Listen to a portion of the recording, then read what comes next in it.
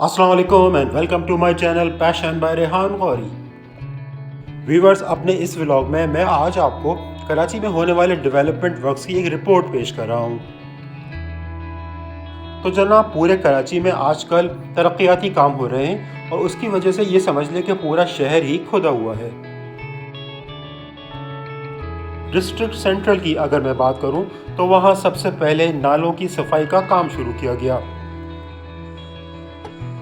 साथ ही साथ नालों के साथ बनी हुई बाउंड्री वॉल्स को भी गिरा दिया गया, क्योंकि प्रोग्राम यही था कि बारिश के पानी या गटर के पानी के ड्रेनेज के लिए बनाए गए इन नालों को सफाई के साथ साथ अब कवर कर दिया जाएगा।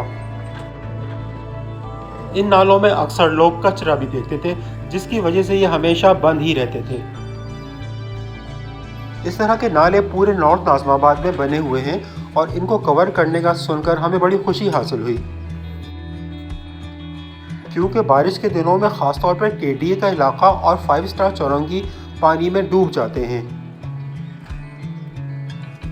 बहरहाल जनाब, कराची वालों ने इस लंबे प्रोजेक्ट को काफ़ी खुशदिली से बर्दाश्त किया। नालों की शटरिंग वगैरह के बाद उन्हें फिर कवर कर दिया गया। काफ़ी अरसे तक वो इसी हालत में पड़े रहे और काफ़ी महीनों तक ये काम आधा कंप्लीट होकर पेंडिंग में चला गया और इन खुले हुए नालों में हर वक्त किसी न किसी इंसिडेंट का ख़तरा रहता था। फिर आखिरकार अल्लाह अल्लाह करके वो मरहला भी गुजर गया और इन्हें कम्प्लीटली कवर कर दिया गया।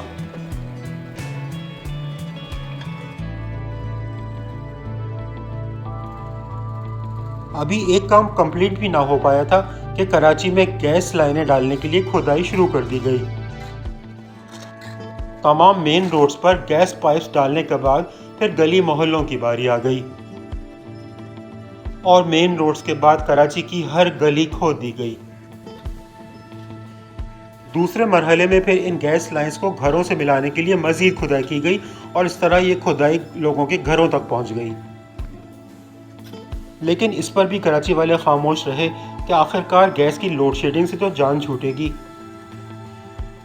क्योंकि गैस न आने की वजह से ना सिर्फ होटल वाले बल्कि घरेलू ख़वातीन भी बहुत ही ज़्यादा परेशान थीं, क्योंकि कभी तो गैस का प्रेशर बहुत ही लो होता था और कभी गैस बिल्कुल ही गायब, जिसकी वजह से ना वो नाश्ता तैयार कर सकती थी और ना रात का खाना।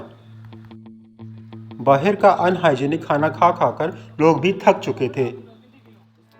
इस वजह से इस सारे तरक्याती काम को भी लोगों ने बर्दाश्त किया। ये लाइनें डालने के बाद भी काम काफ़ी दिन तक पेंडिंग में रहा।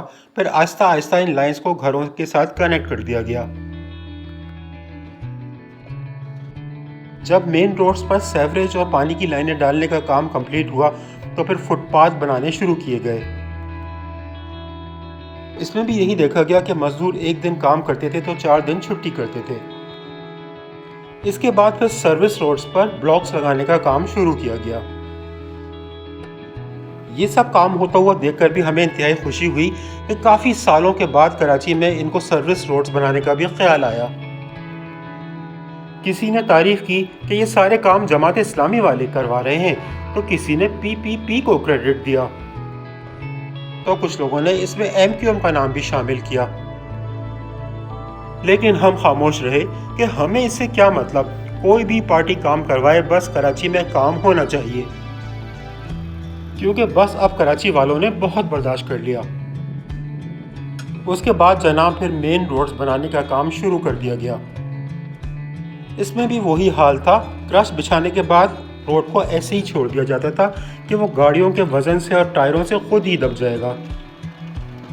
जाएं तो जाएं कहाँ, किससे शिकायत करें। कराची वालों ने बहुत दिन तक इस कच्चे रोड की धूल मिट्टी बर्दाश्त की। सर्विस रोड्स पर ब्लॉक लगाए जा रहे थे और मेन रोड्स पर काम भी शुरू हो चुका था।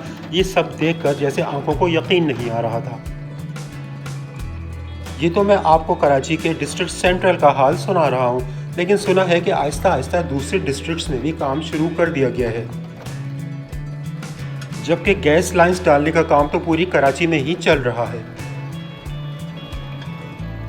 रोड्स को लेवल करने का काम ख़त्म हुआ तो अल्लाह अल्लाह करके फिर ये खुशखबरी भी मिली कि हमारी मेन रोड्स बन चुकी हैं। لیکن فٹ پاتھس پر بلاک لگانے کا کام انکمپلیٹ ہی چھوڑ دیا گیا۔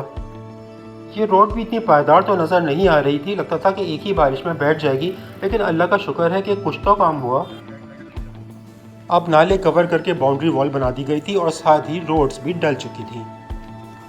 اب آج کل عائشہ منزل اور عزیز آباد کے علاقوں میں نالے کور کرنے کا کام کیا جا رہا ہے اور وہاں سے گزرنا ایک عذاب بن چکا ہے۔ اب مین روڈز پر الیکٹرک پولز لگانے کا کام بھی شروع کر دیا گیا تھا۔ واہ بھائی واہ، آج یہاں سے گزرا تو دیکھا کہ نالوں پر بنائی جانے والی اس وال پر پینٹ بھی کر دیا گیا تھا۔